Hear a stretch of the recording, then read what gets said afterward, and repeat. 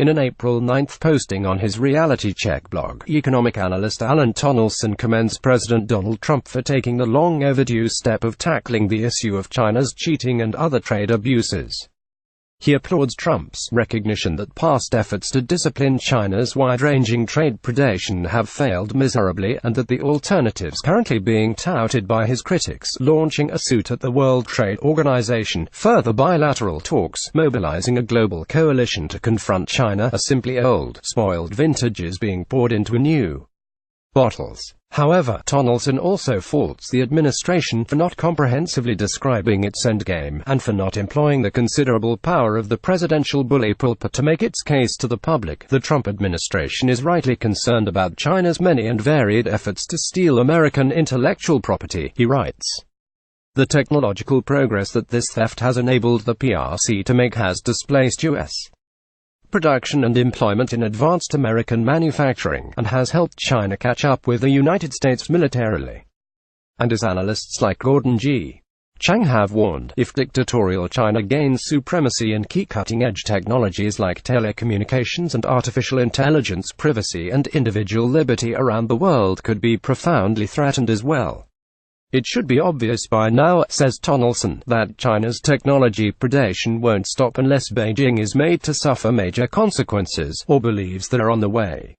For more than 2 decades, the vast majority of economists and other experts, it seems, at least those economists most commonly quoted and most frequently trotted out by the media for comments, have been absolutely giddy with unalloyed optimism about America's trade relationship with China. There was no such thing as a downside to our relationship with Beijing's communist dictatorship. Massive U.S. trade deficits with China. Hard, they don't matter. Enormous loss of manufacturing jobs.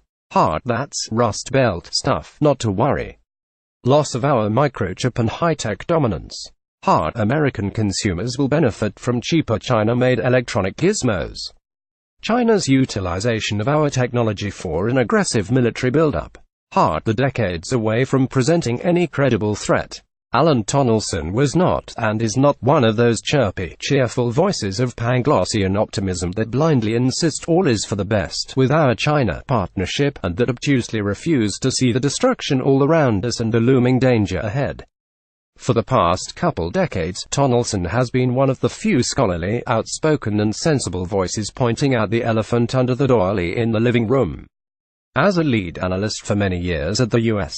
Business and Industry Council and the Economic Strategy Institute, he has been one of the few Cassandras who have accurately foretold the economic devastation that our suicidal trade policies would bring. But like the Trojan prophetess, he seemed doomed to be ignored by those in power. Now, however, views like his on trade issues, which were heretofore dismissed out of hand, have new currency and credibility.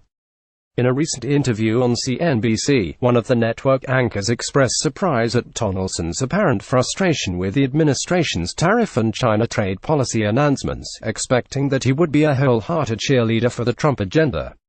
While Tonelson is pleased that Trump is reversing decades of supine inaction before the Chinese steamroller, he faulted the administration for failing to lay out a more detailed plan of specific objectives and for not aggressively using the White House bully pulpit to answer the critics and explain to the American people the necessity of the new policies.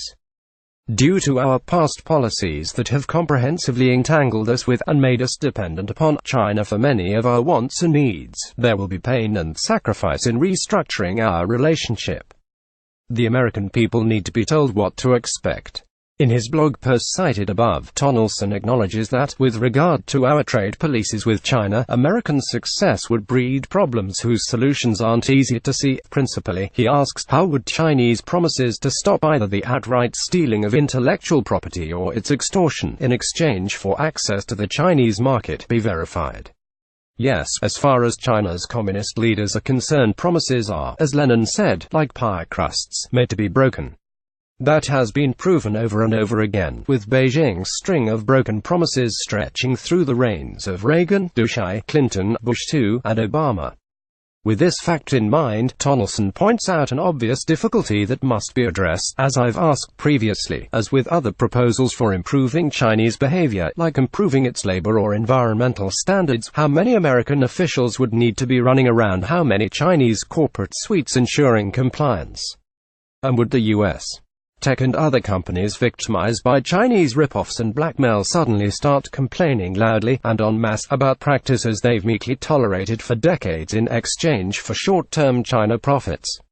At least the burden of proof should be on the optimists. Tonelson is also not an enthusiast of Commerce Secretary Wilbur Ross's proposal for China to reduce its trade gap with the United States by buying more of our natural gas. Another idea that's been floated has been to close some of the trade gap with U.S. natural gas exports, he notes. But much cheaper energy prices resulting from such fossil fuel extraction and reduction revolution has turned into a big advantage for domestic U.S. manufacturers. Do Americans really want to share this advantage with their Chinese competitors? Tonelson offers a number of observations and suggestions born from his decades of studying and writing on China's trade treachery. They warrant consideration. He notes, for instance, the crucial question of imposing pain apparently needs to be examined more thoroughly as well. Assuming that the main U.S.